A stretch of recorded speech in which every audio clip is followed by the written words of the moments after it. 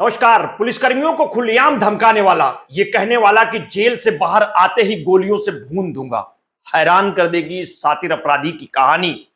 वो कोई आम अपराधी नहीं बल्कि खद्दर में लिपटा माननीय राजन तिवारी है, जिसकी कहानी बड़ी ही अलग है। राजन तिवारी कोई छोटा मोटा अपराधी नहीं है, बल्कि उसका आतंक देश के 2 राज्यों में फैला हुआ है। आइए जानते हैं दबंगों की दुनिया में नाम कमाने वाले राजन तिवारी की पूरी कहानी। साल 2016 में राजन तिवारी का नाम उस वक्त सुर्खियों में आ गया जब वो हाथी पर सवार हो गया, यानी उसने बसपा का दामन थाम लिया। राजन तिवारी मूल रूप से उत्तर प्रदेश के गोरखपुर जिले का निवासी है। उसका पूरा परिवार रिश्तेदार गोरखपुर में ही रहता है। गोरखपुर से लेकर लखनऊ तक उसके विरुद्ध हत्या, अपहरण, रंगदारी, गुंडा एक्ट जैसे अनेकों मुकदमे पंजीकृत हैं।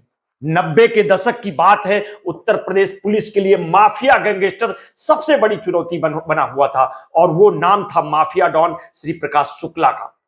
राजन तिवारी उस दौर में श्री प्रकाश शुक्ला के काफी प्रभावित था, लिहाजा काफी मशक्कत करने के बाद राजन को प्रकाश शुक्ला से मिलने का मौका मिल गया। वो हर हाल में श्री प्रकाश के साथ जुड़ना चाहता था, उसके साथ काम करना चाहता था। वो ये जानकर कि श्री प्रकाश ने उसे ग्रीन सिग्नल दे दिया और तभी शुक्ला गैंग के साथ वो काम करने लगा।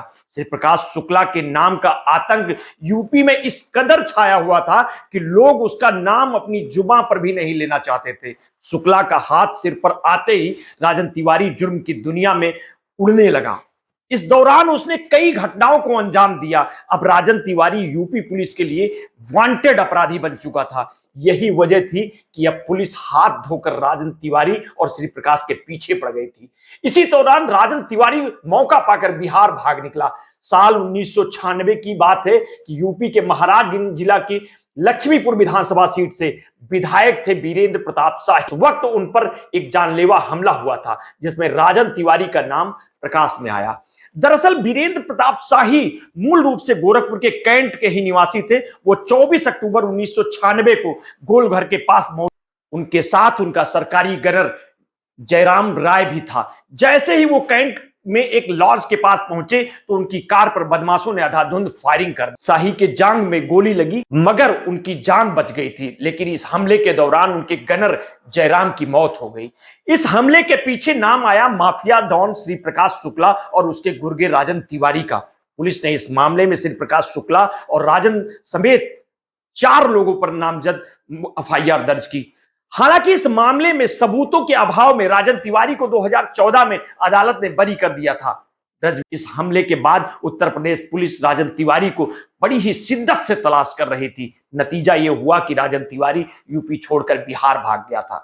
कुछ दिन शांत रहने के बाद वो फिर अपना रंग दिखाने लगा। उसने बिहार में रहकर अपना गैंग तैयार कर लिया। कुछ महीनों बाद ही उसका गैंग विशाल हो चुका था। अब उसे किसी और दूसरे माफिया गैंगस्टर की जरूरत नहीं थी। जब आरजेडी के पूर्व मंत्री ब्रजबिहारी प्रसाद की हत्या कर दी गई और इल्जाम लगा राजन तिवारी पर, इस हत्याकांड के बाद उसका नाम फिर एक बार बाहुबलियों में जुड़ गया। लोग उसके नाम से खौफ खाने लगे।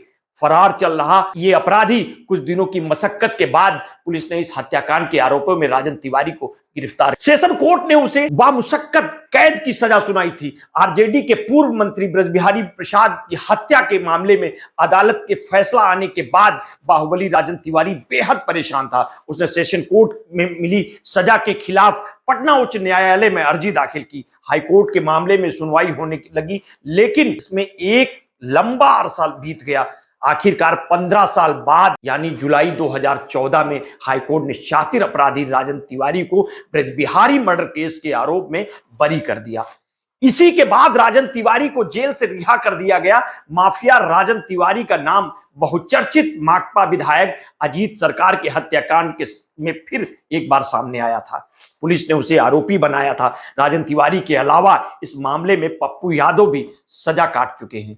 हालांकि इस मामले में पटना हाईकोर्ट ने इन दोनों को बरी कर दिया था।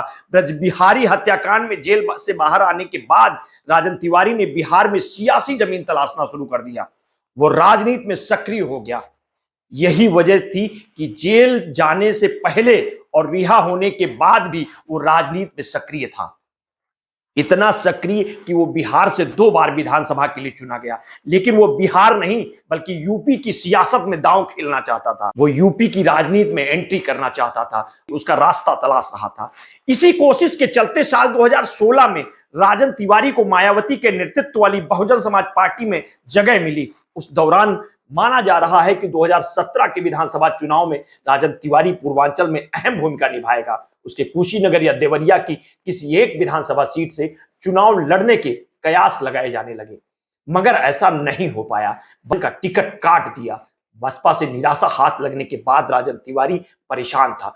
वो कोई दूसरा विकल्प तलाश ही कर रहा था। उसकी मेहनत रंग लाई। साल 2019 के लोकसभा चुनाव में ठीक पहले राजन को लखनऊ में बीजेपी सदस्यता मिली।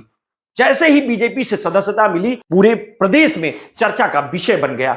खबर आई तो उसको लेकर विवाद खड़ा हो गया, जिसके बाद राजन को पार्टी से साइडलाइन कर दिया गया। पुलिस काफी अरसे से उसे पकड़ना चाहती थी। उस पर यूपी पुलिस में 25,000 रुपए का इनाम भी घोषित था, लेकिन सियासी संरक्षण के चलते ऐसा नहीं हो रहा था। भाजपा में साइडलाइन हो जाने के बाद राजन तिवारी जुर्म की दुनिया में लगातार सक्रिय था। पुलिस उसकी निगरानी कर रही थी। इसी दौरान सितंबर 2022 में वो नेपाल भागने की फिराक में था।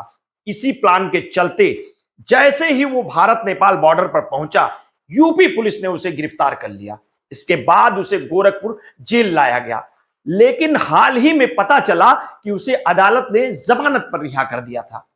मगर अब वो कहां है कोई नहीं जानता। यूपी पुलिस ने 61 माफियाओं की जो लिस्ट जारी की थी, उसमें राजन तिवारी का नाम भी शामिल है। बता दें, राजन तिवारी के खिलाफ 60 से ज्यादा मामले गैर जमानती वारंट तक जारी हैं। बता दें कि पूर्व विधायक राजन तिवारी के अपराधों की 2 फाइल लखनऊ में गुम होने की खबर मीडिया में आई। खबर के अनुसार पैरवी के दौरान जानकारी होने के बाद हड़कंप मच गया। विशेष डीजी कानून व्यवस्था प्रशांत कुमार ने लखनऊ के पुलिस कमिश्नर को पत्र लिखते हुए कार्रवाई करने के निर्देश दिए थे।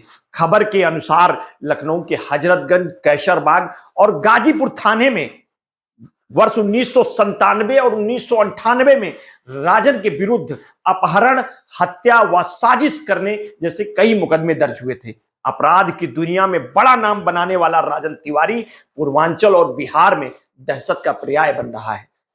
गोरखपुर व आसपास के जिलों को लेकर बिहार तक इसके नाम की दहशत है। खबरों की माने तो शिकंजा कसने पर वो बिहार चला गया। पिछले 2 दशक से पूर्वी चंपारण मोतिहारी जिले के गोविंदगंज में रहता है और यहीं से विधायक भी चुना गया था। आपको हमारी स्टोरी कैसी लगी ये हमें कमेंट बॉक्स में जरूर बताएं, और अगर आपने अभी तक हमारे चैनल को सब्सक्राइब नहीं किया है तो कर लीजिए, और अगर स्टोरी अच्छी लगी है तो अपने हितों मित्रों शुभचिंतकों में शेयर कर दीजिए। बहुत बहुत धन्यवाद। साधुवाद।